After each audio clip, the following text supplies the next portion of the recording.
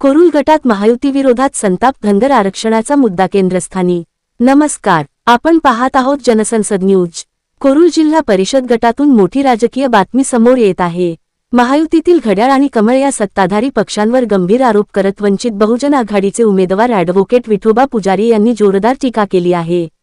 महायुती व बाहेरचे उमेदवार पुजारी यांनी सांगितले की कुरुल जिल्हा परिषद गटात उभे असलेले दोन्ही जिल्हा परिषद उमेदवार हे महायुतीचेच असून ते कुरुल गटातील नाहीत। एक उमेदवार मंगळवेढ्याचा कारखानदार तर दुसरा नरखेडचा दादागिरी व हुकुमशाही प्रवृत्तीचा व्यक्ती असल्याचा आरोप त्यांनी केला। ॲडव्होकेट विठोबा पुजारी यांनी केला, या दोघांनाही विकासाची भाषा येत नाही, फक्त दादागिरी, दमदाटी आणि एकमेकांवर टीका करणे एवढीच भाषा येते। बाहेरचे लोक विकासासाठी नाही तर जनतेवर राज्य करण्यासाठी इथे येत आहेत।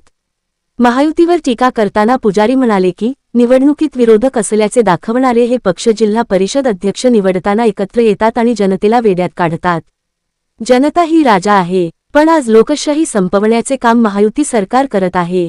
घड्याळ आणि कमळ हे सर्वसामान्यांसाठी घातक आहे। याचवेळी धनगर समाजाच्या आरक्षणाच्या मुद्द्यावरूनही पुजारी यांनी महायुती सरकारवर गंभीर आरोप केले आहेत। धनगर समाजाला पहिल्याच कॅबिनेटमध्ये एस.टी. आरक्षण देऊ असे आश्वासन दिले गेले, पण आजपर्यंत आरक्षण मिळालेले नाही। हा समाजाचा विश्वासघात आहे। आंदोलनावर कारवाईचा आरोप धनगर समाजाच्या आरक्षणासाठी मुंबईकडे निघालेल्या समाजबांधवांना रोखण्यात आले। आंदोलनकर्त्यांवर पोलीस कारवाई व अटक करण्यात आल्याचा आरोपही त्यांनी केला। महायुती विरोधातील आरोप, बाहेरचे उमेदवार आणि धनगर आरक्षणाचा मुद्दा या सगळ्यांमुळे कुरुल जिल्हा परिषद गटातील निवडणूक आता अधिकच चुरशीची झाली आहे। आता अंतिम निर्णय मतदारांच्या हातात आहे। त्याच्यामुळे ह्या जनतेने, सर्वसामान्य शेतकऱ्यांनी आपल्याला ह्या कमळच्या विरोधात आणि ह्या घड्याळाच्या विरोधात मतदान करायचं आहे।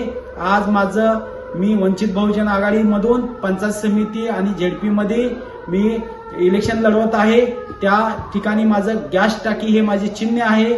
त्या चिन्हाच्या समोरचे बटन दाबून मला बहुमताने विजय करावा।